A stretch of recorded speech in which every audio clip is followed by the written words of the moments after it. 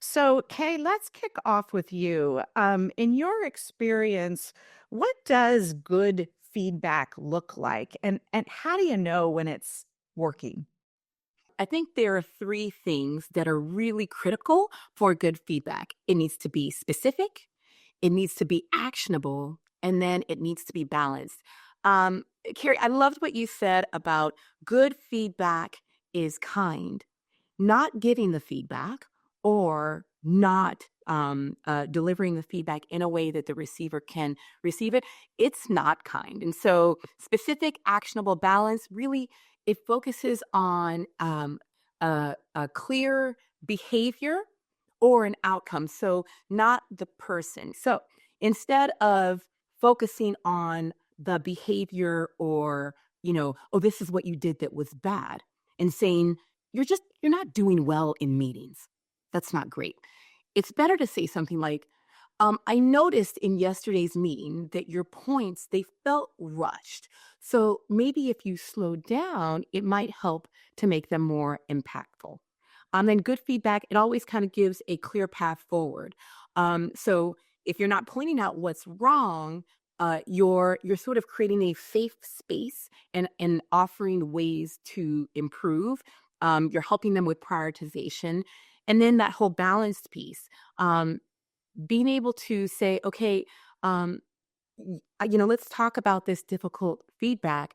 I always like to kind of make it a sandwich and end the conversation with something that they're doing very well.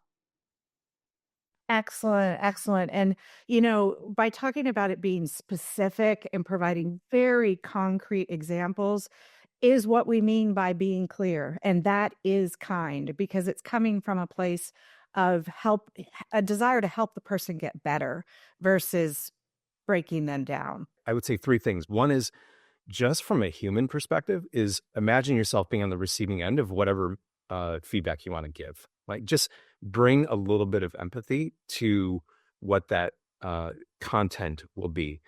Um, and I think second is I try to think about the person, the performance, and the system. And what I mean by that is feedback needs to be distinct from the person. And for me, like personally growing up, I always associated negative feedback as bracing for bad news and internalizing it somehow about me as a person. And that's not the case. Really, really effective feedback is about the performance that we're seeing or not seeing and how do we make adjustments to that while supporting the person as we're giving that feedback?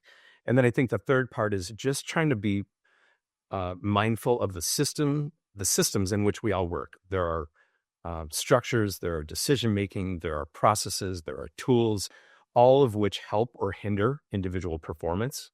And so I try to emphasize when with whether it's my kids or team members that yes, here are the things about your own individual performance that we need to address, whether it's positive or corrective. And here are the things that are helping, that I think are helping and hindering, and ask the questions to help them reflect upon their own performance and um, commit to a better way forward together. Matt, I really like that you talked about it in terms of those three elements, the person, the performance, and the systems.